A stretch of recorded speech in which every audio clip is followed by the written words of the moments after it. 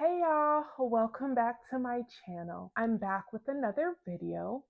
Today I wanted to talk about my pruning season. These last 7 months have been really intense and painful, but also necessary for my spiritual growth and maturity. This season has brought pain, the Lord's chastisement, and uncomfortable surrender. And I don't have to wait till I get to the other side of this before I share about it. I'm learning to see the beauty in authenticity, transparency, and vulnerability. One of the first things I was convicted of was manipulation and control, which we also know to be the Jezebel spirit. If I can be honest, this shocked me because that's not something anyone wants to be labeled as, because the word is thrown around so frequently in the church. But thank God for friends who will tell you the truth even when you don't want to hear it. Faithful are the wounds of a friend. And it was revealed and confirmed to me that this was one of my problem areas, like that thorn in my flesh.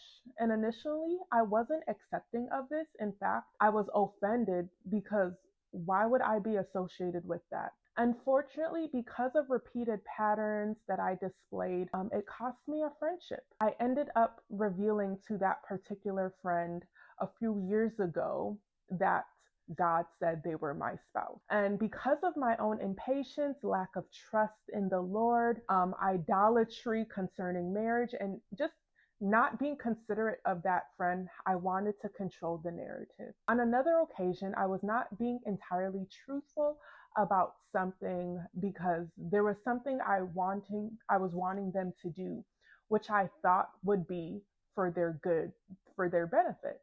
But it was masked behind my motives of what I felt was good for them. And so Proverbs 21:2 says, people may be right in their own eyes, but the Lord examines their heart. And I also grew up in a heavily controlled and manipulative environment. I didn't have the freedom to explore and develop into being my own person. And so my every move was under scrutiny. And let's not get started on my mother and father wounds. Of course, now these issues have followed me into adulthood, unfortunately, because I have not been consciously aware of how I've been deeply affected by these generational patterns. And so we always say we will never be like our parents, but unfortunately, we can sometimes become a product of the environment that has been so ingrained in us. And so my next area of pruning was pride.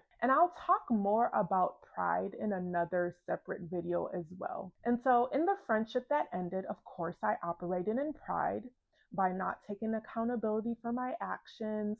I also lacked the ability to take constructive criticism by being defensive and not receiving the feedback that was presented to me because I was offended by what they say, and I didn't want to hear it.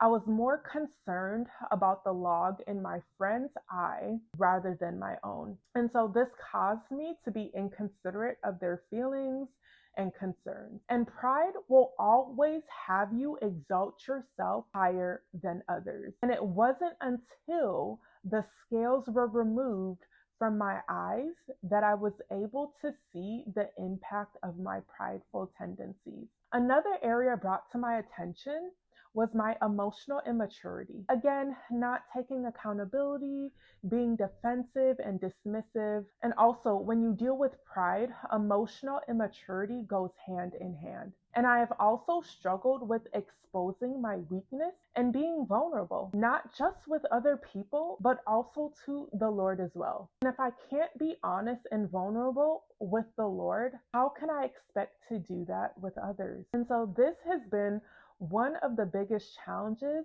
I've had to face, being authentic to myself and allowing other people to see that version of me. My inability to properly resolve conflict and present resolutions again caused tension in that previous friendship. My communication was harmful and not helpful. In de-escalating conflict, I would resort to shutting down, due to my dysregulated emotions. This has been a huge eye opener for me because the presence of conflict should not cause a relationship to fall apart, but strengthen it. And so the last area of pruning I'm going to discuss is being hyper spiritual. I used to be that person who would over spiritualize everything because I was hyper spiritual. Again, in that particular friendship, when feelings were hurt, I attributed it to the spirit of offense or that they needed deliverance. In reality, they just needed me to acknowledge the hurt that I caused rather than deflect from it. Another way that I have operated in hyper spirituality was the overemphasis of spiritual forces at work pertaining to my prolonged season of singleness. I was more focused on the spiritual aspect rather than the practical things that I needed to do. Of course, there should be a balance of both. And I do believe now that if I had taken the time to work on my communication skills, learn to resolve conflict in a healthy manner, taking accountability and presenting myself as a wife, maybe things would have turned out differently. One thing I will say, apart from my mishaps, my single season has been fruitful, intentional, and blessed, and I have no regrets about it. The most painful part of my pruning season has been coming to terms with how I treated someone that I said that I cared about and how they experienced me in that friendship. Currently, I'm still navigating grief and pain and despair. I'm completely shattered and broken over my actions. I am thankful for the Lord's tender love and mercies that are carrying me as I navigate these challenges. Well, that's all I have for today's video. Please like, share, comment, and subscribe.